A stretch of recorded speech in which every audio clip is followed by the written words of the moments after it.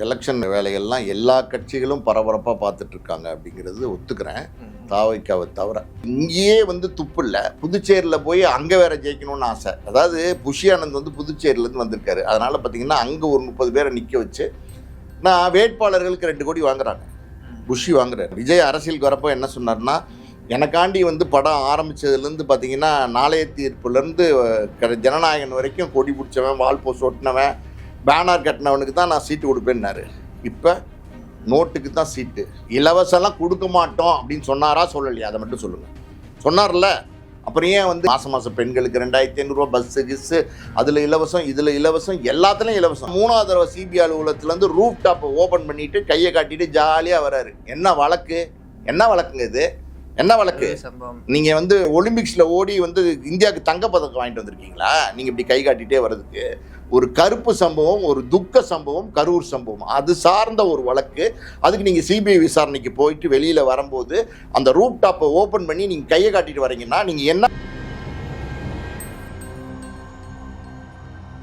Election வேலைகள்லாம் எல்லா கட்சிகளும் பரபரப்பாக பார்த்துட்டு இருக்காங்க சார். தாவேகா சபையில் புதுச்சேரி வேட்பாளர்கள் நேற்று அறிவிச்சிருக்காங்க. அதுலேயுமே பல சர்ச்சைகள் எழுந்திருக்கு. முதற்கட்டமாக எப்படி பார்க்குறீங்க அது? இல்லை, சின்ன திருத்தம். எலெக்ஷன் வேலைகள்லாம் எல்லா கட்சிகளும் பரபரப்பாக பார்த்துட்டு இருக்காங்க அப்படிங்கிறது ஒத்துக்கிறேன். தாவைக்காவை தவிர தாவேக்கா மட்டும் பார்த்தீங்கன்னா அப்படியே மௌனமாக இருக்காங்க. அந்த பனையூர்லேயே இருக்காங்க.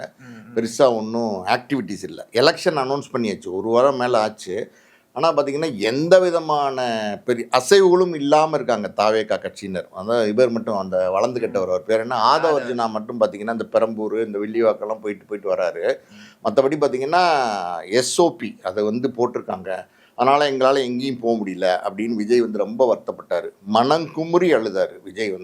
ஆனால் பார்த்தீங்கன்னா எஸ்ஓபிலாம் இப்போ கிடையாது. 1 வாரம் ஆச்சு. இல்லை, எஸ்ஓபிலாம் கிடையாது. இன்னும் இருக்கா? இல்லை சார். ஸ்டாண்டர்ட் ஆப்ரேஷன் ப்ரொசீஜரா இல்லை ஸ்டாலின் ஆப்ரேட்டிவ் ப்ரொசீஜரா?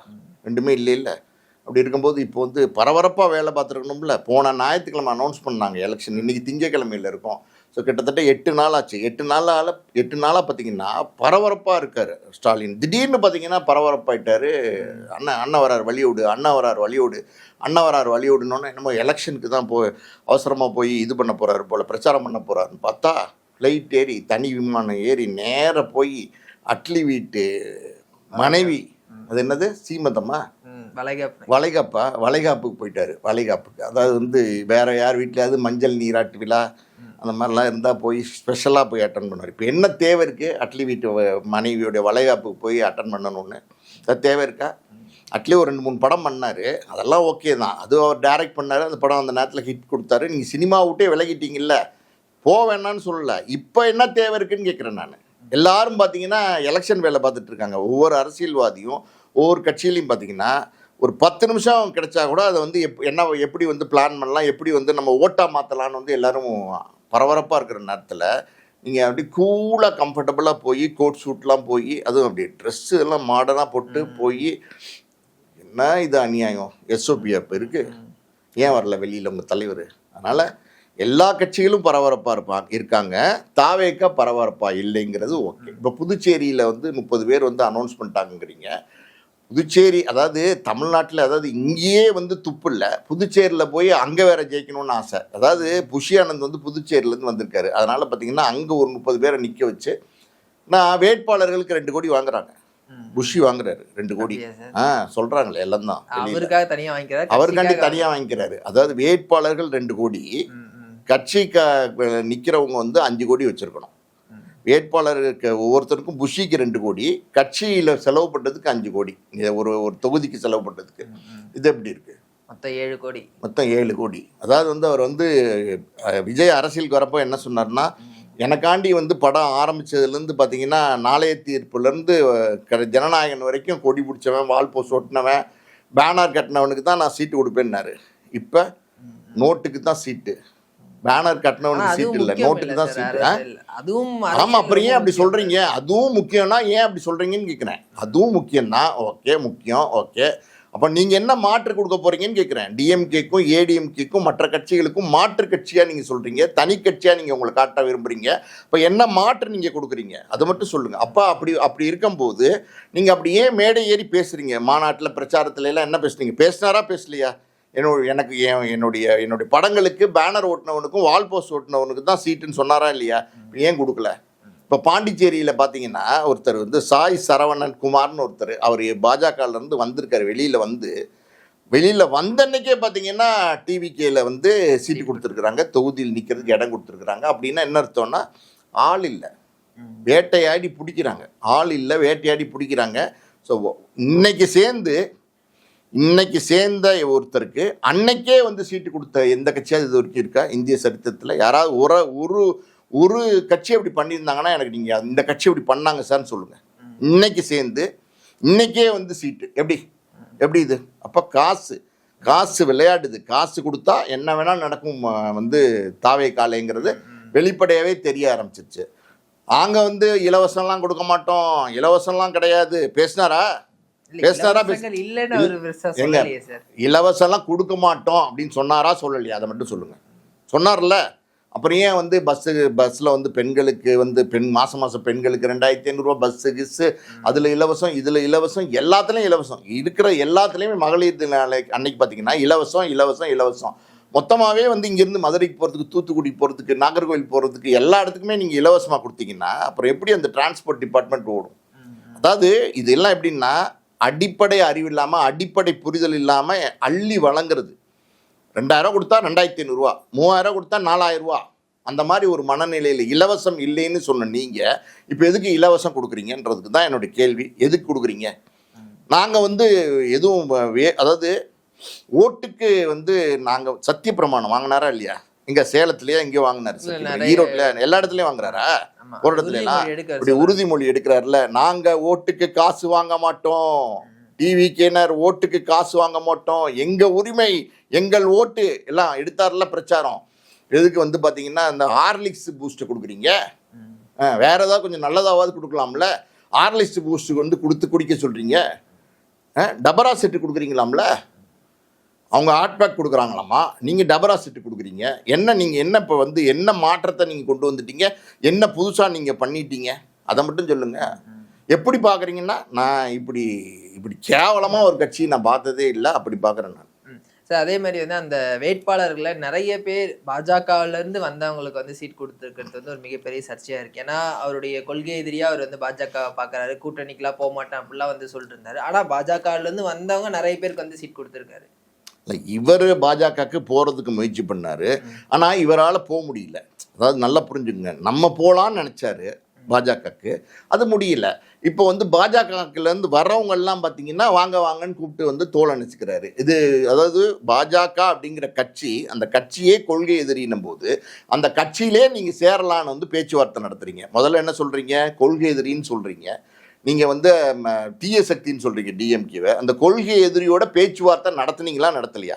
ஒரு வாரம் பேச்சுவார்த்தை நடத்துறீங்க, 10 நாள் பேச்சுவார்த்தை நடத்துறீங்க, டெல்லிக்கு போகிறீங்க, சிபிஐ ஆஃபீஸில் உட்காந்து பாஜகவோட வந்து பேச்சுவார்த்தை நடத்துறீங்க. சிபிஐ ஆஃபீஸில் விசாரணைக்கு போனீங்க. நீங்கள் விசாரணைக்கு போன முதல் தடவை சிபிஐ ஆஃபீஸில் விசாரணைக்கு போன முகத்தை பார்த்தீங்களா எப்படி வந்தாருன்னு? 2வது தடவை சிபிஐ ஆஃபீஸில் விசாரணைக்கு போனவரோட முகத்தை பார்த்தீங்களா எப்படி வந்தாருன்னு? பேய் அடித்த மாதிரி வந்தார், இருள் அடித்த மாதிரி வந்தார், சாமி ஆடின மாதிரி வந்தாரா?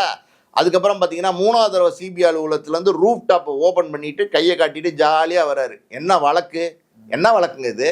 என்ன வழக்கு? நீங்கள் வந்து ஒலிம்பிக்ஸில் ஓடி வந்து இந்தியாவுக்கு தங்கப்பதக்கம் வாங்கிட்டு வந்திருக்கீங்களா? நீங்கள் இப்படி கை காட்டிகிட்டே வர்றதுக்கு ஒரு கருப்பு சம்பவம், ஒரு துக்க சம்பவம், கரூர் சம்பவம், அது சார்ந்த ஒரு வழக்கு. அதுக்கு நீங்கள் சிபிஐ விசாரணைக்கு போயிட்டு வெளியில் வரும்போது அந்த ரூப் டாப்பை ஓப்பன் பண்ணி நீங்கள் கையை காட்டிட்டு வரீங்கன்னா நீங்கள் என்ன மாதிரியான மனநிலையில் இருக்கீங்கிறது கேள்விக்குறியாக இருக்குது. அப்போ நீங்கள் சீரான மனநிலையில், சமமான மனநிலையில் இருக்கீங்களா அப்படிங்கிற கேள்வி வருது.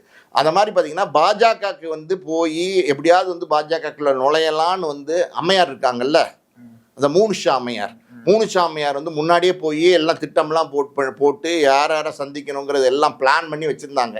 அதன்படி பார்த்தீங்கன்னா நம்மால் போய் எல்லாம் பண்ணார். அது நடக்கலை. காரணம் என்னென்னா எடப்பாடி முடியாதுன்ட்டார். எடப்பாடி எப்படின்னா இப்படி நின்ட்டார்.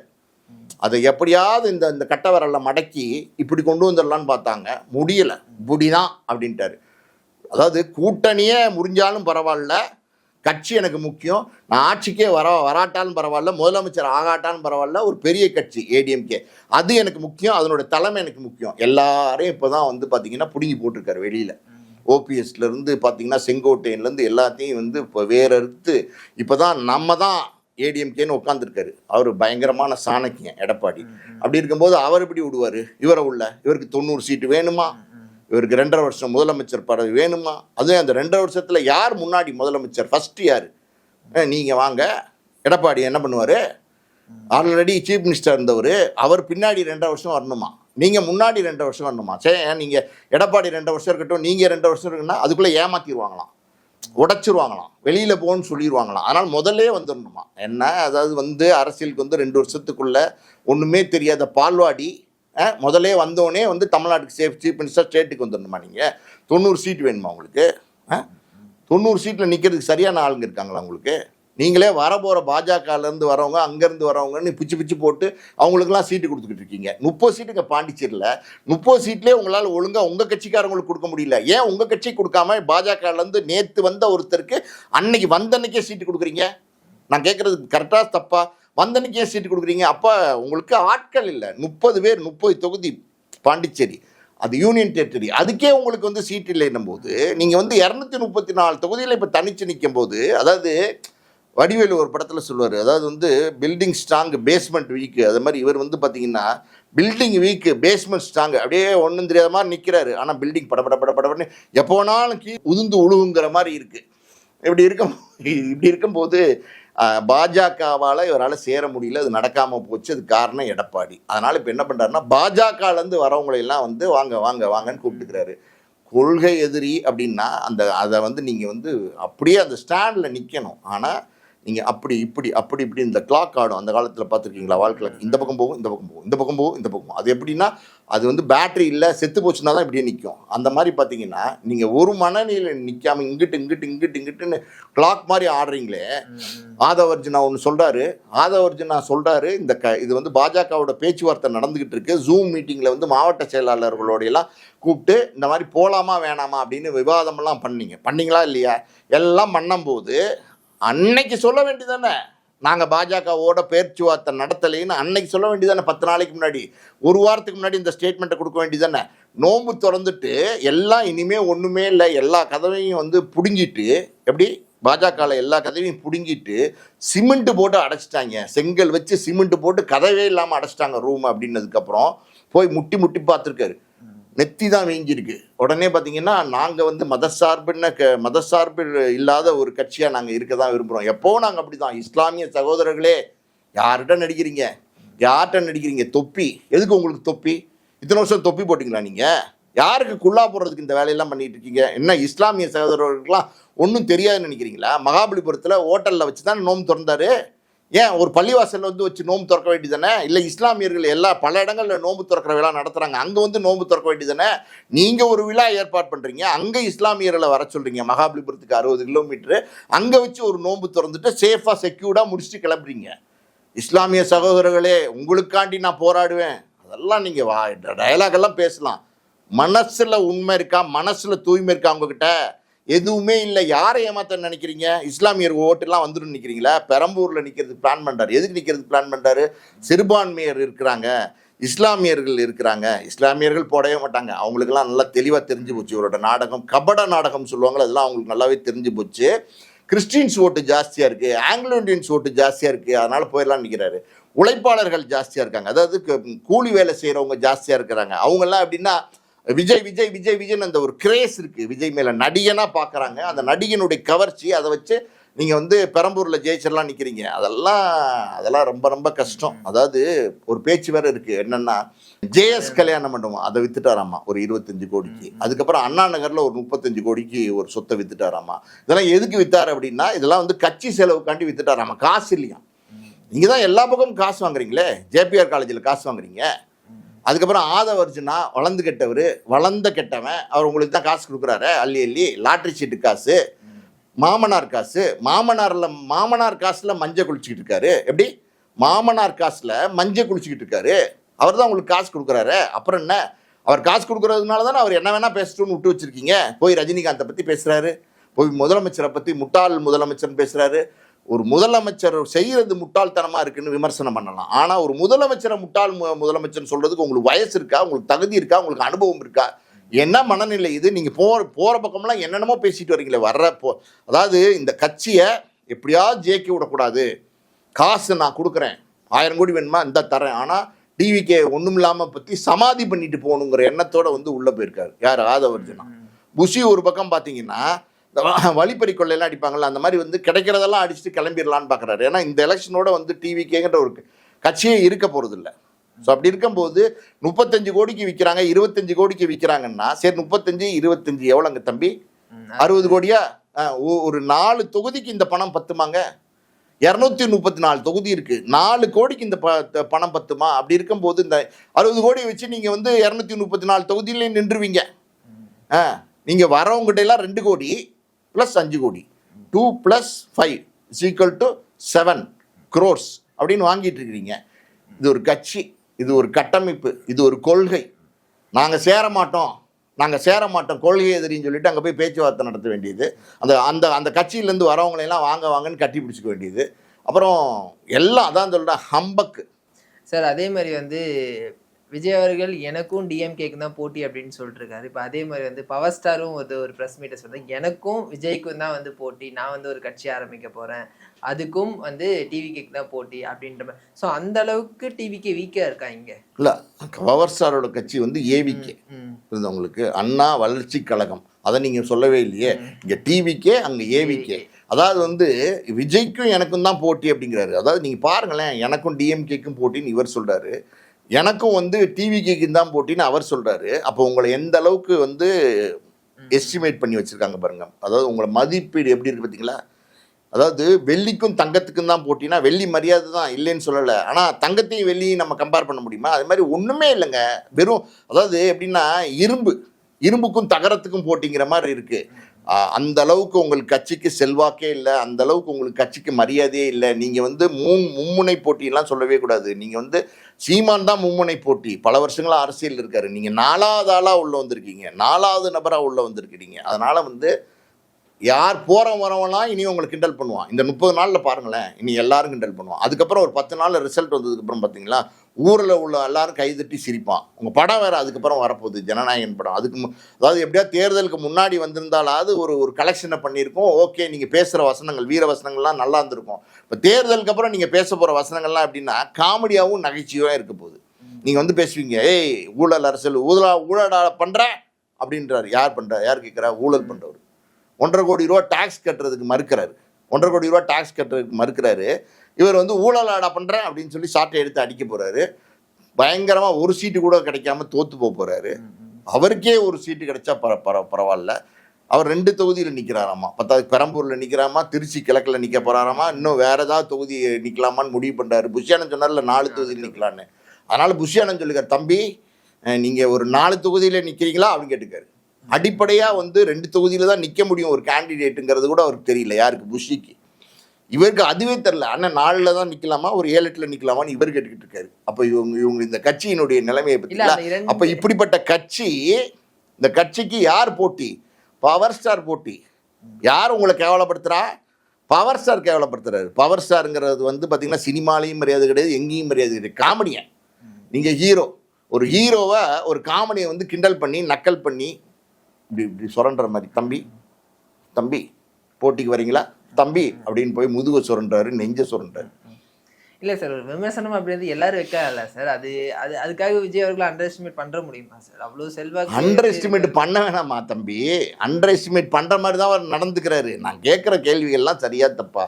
எலெக்ஷன் அனௌன்ஸ் பண்ணிட்டாங்க, SOP இருந்துச்சு, நீங்கள் வெளியில் போக முடியல, வீட்டை பூட்டி சாவி எடுத்துகிட்டு போயிட்டாங்க, சாவியை வந்து கடலில் தூக்கி போயிட்டாங்க. நான் எப்படி போவேன் கதர்னீங்கல்ல, இப்போ போங்க, வீட்டை உடைச்சிட்டு போங்க, கதவை உடைச்சிட்டு போங்க. இதுக்கப்புறம் நான் ஏற்கனவே கொடுக்கப்பட்ட நாளே 38 நாள். இன்னைக்கு என்ன? March 23, April 23 election. கரெக்டாக 30 நாள் இருக்குது. 30 நாள் இருக்குது. இதுக்கு முன்னாடி ஒரு 8 நாள் இருந்துச்சு. 38 நாளையும் பயன்படுத்த பார்ப்பீங்களா? 38 நாளுன்றது வந்து என்ன 10 மண்டலமா? சொல்லுங்க, 10 டிகேட்டா? 10 வருஷம் இல்லை, 10 வருஷம் கழிச்சு இல்லை, நான் கேட்கறது கேளுங்க. 10 வருஷம் கழிச்சு எலெக்ஷன் வச்சுருக்காங்களா? 6 மாதம் கழிச்சு எலெக்ஷன் வச்சுருக்காங்களா? 3 மாதம் கழிச்சு எலெக்ஷன் வச்சுருக்காங்களா? 90 நாள் இருக்குன்னு நினைக்கிறதுக்கு கொடுத்ததே 38 நாள். அதில் 8 நாள் கழிச்சாச்சு. சரி, அப்படி அப்படி 8 நாள் கழிஞ்சதுக்கப்புறம் தலைவர் கிளம்புறாருன்னு பார்த்தா அங்கே சீமந்தத்துக்கு போகிறாரு. வந்துட்டாரா? வந்துட்டாரா? இதெல்லாம் நடந்துச்சு சார். நேற்று மீட்டிங்லாம் நடந்துச்சு. மீட்டிங் நடத்துறாரா? இல்லை, நாம அதெல்லாம் கவனிக்கிறதே இல்லை. வந்துட்டாரா, போனாரா, மீட்டிங் நடக்கிறாரா, இந்த செய்தியே பார்க்கறது இல்லை. ஏன்னா அவர் என்ன பண்ணுறாருன்னு யாராலையும் சொல்ல முடியாது. இப்போ வந்து எப்படின்னா நிற மாசமா அட்லி ஒய்ஃபுக்கு, பிரியாவுக்கு.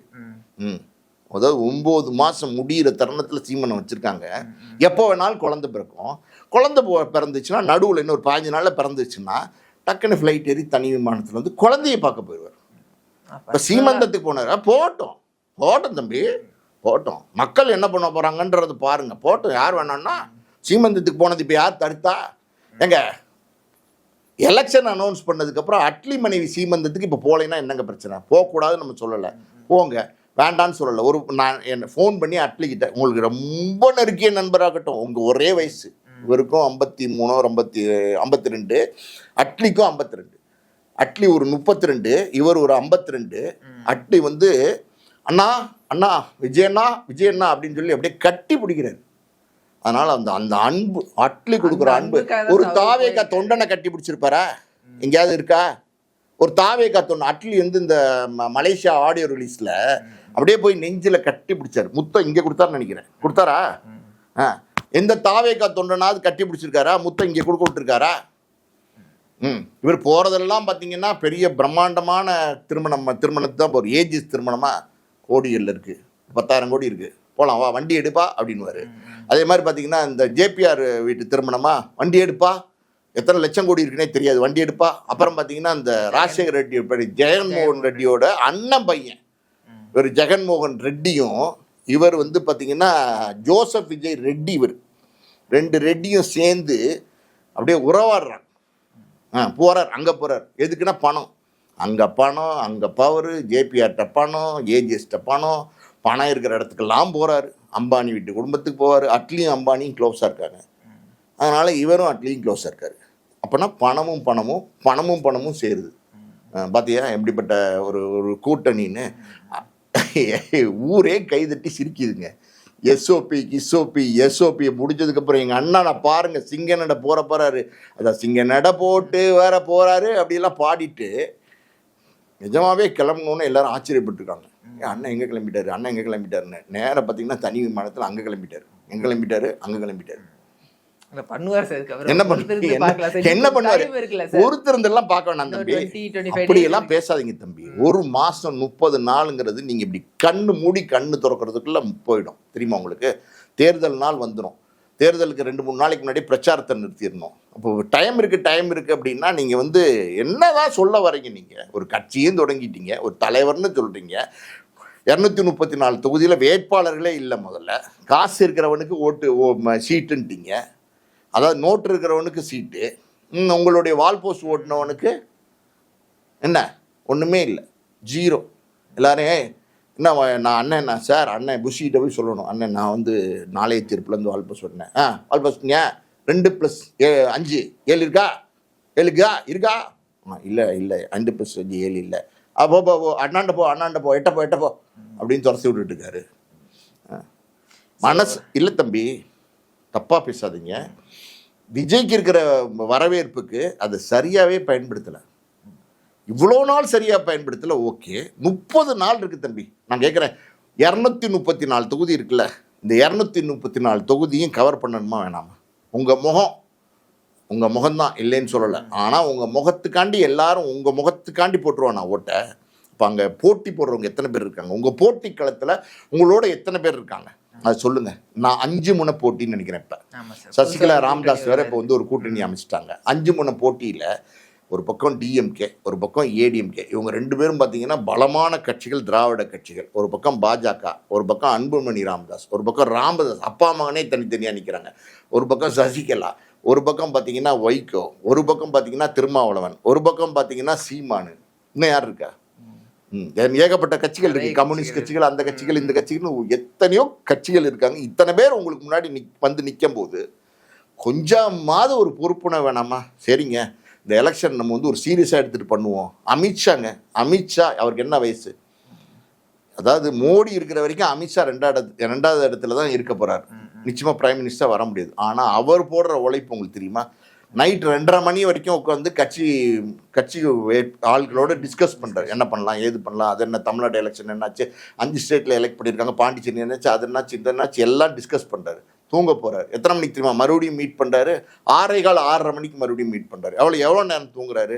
3 மணி நேரம் தூங்கிட்டு எந்திரிச்சு குளிச்சு காபி சாப்பிட்டு குளிச்சு ரெடியாகி மறுபடியும் வேலைக்கு வர்றாரு. எப்போ தூங்குறாரு? காரில் போகும்போது வேறு ஏதாவது கொஞ்சம் ரெஸ்ட்டு ஒரு 1/2 மணி நேரம் 1 மணி நேரம் கிடைக்கும்போது இந்த குருவி தூக்கம் காக்கா தூக்கம் மாதிரி தூங்கி எந்திரிக்கிறாரு. அவருடைய வயசு என்னங்க? அவர் உழைக்கிறார். உங்களோட வயசு என்னங்க? அதாவது அரசியல் அப்படின்னா கட்சி ஆரம்பிச்சாச்சு, அரசியல் தலைவனாக வந்தாச்சு, அரசியல் தொண்டனாக வந்தாச்சு. தொண்டன் வரைக்கும் ஒவ்வொரு தொண்டனும் பார்த்தீங்கன்னா டிஎம்கேல குளிக்கலை, தூங்கலை, சாப்பிடலை, எந்திரிச்சு அங்கேயும் இங்கேயும் குளிச்சுட்டு டக்குன்னு அவசரமாக ஓடுறாங்க. ஏடிஎம்கே அப்படி தான் இருக்குது. எல்லாம் பாஜக தோக்குறாங்களோ ஜெயிக்கிறாங்களோ, களம்னு வந்ததுக்கப்புறம் போட்டின்னு வந்ததுக்கப்புறம் அடிச்சுன்னு இருக்கிறாங்க. சீமான் விட்டுருவாரா, திருமாவளவன் விட்டுருவாரா? எல்லாருமே உங்களை தும்சம் பண்ணுறதுக்கு ரெடியாக இருக்கும்போது பனையூரில் இருந்துக்கிட்டு இந்த பனையூரை எங்கே பிடிச்சிங்க? புதுசாக ஒரு தகவல் வந்திருக்கு தம்பி, அது மட்டும் நான் சொல்லிடுறேன். சொல்லி இந்த பேட்டியை முடிச்சிடலாம்னு நினைக்கிறேன். விஜய் பனையூர்லேருந்து மீனம்பாக்கத்துக்கு ஷிஃப்ட் ஆகிறாரு. கிட்டத்தட்ட பார்த்தீங்கன்னா ஒரு 5 ஏக்கரில் வீடு தயாராகிட்டு இருக்கு. எதுக்குன்னு கேளுங்க. அப்படியே ஏர்போர்ட் காம்பவுண்டுக்கு அடுத்து இவர் காம்பவுண்டு. அப்படியே இனிமேல் காரில் எல்லாம் போக வேண்டாம், ஜம்ப் பண்ணலாம். இவர் தான் ஸ்டண்ட் பண்ணுவார்ல, ஜம்ப் பண்ணால் நேராக தனி விமானத்தில் ஏற்றி போயிட்டு அப்படியே திருப்பி வந்துட்டு திருப்பி ஜம்ப் பண்ணால் அவருடைய மீனம்பாக்கம் வீட்டுக்குள்ள போய் அடைஞ்சிக்கலாம். அதுக்காண்டி தனியாக ஒரு 5 ஏக்கர் வாங்கி வீடு கட்டிட்டு இருக்காரு. பொறுத்து வந்து பார்க்கலாம் சார் விஜய் அவர்களுடைய அடுத்த பொறுத்திருந்தாலும் பார்க்க முடியாது. இதே தான் நிலைமை. தொடர்ந்து பேசுவோம் சார் அடுத்தடுத்த நிகழ்வில். தகவலுக்கு ரொம்ப நன்றி சார். வணக்கம்.